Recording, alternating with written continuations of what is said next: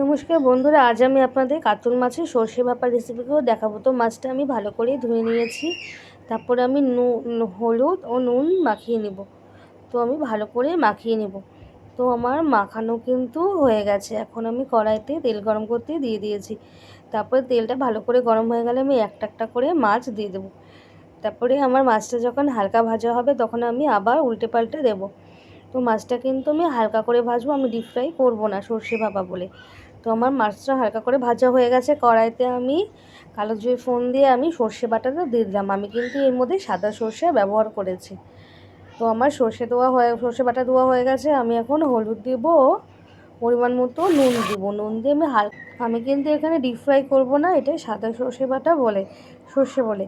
তারপরে আমি ভালো করে মাছের ঝোলটা ফুটে গেলে আমি মাছগুলো দিয়ে দেবো। তো দেখুন আমার প্রায় মাছের ঝোলটা ফুটে আসছে, হয়ে গেছে। তো আমার মাছের ঝোল কিন্তু কমপ্লিট। আমি উপর দিয়ে কাঁচা সর্ষে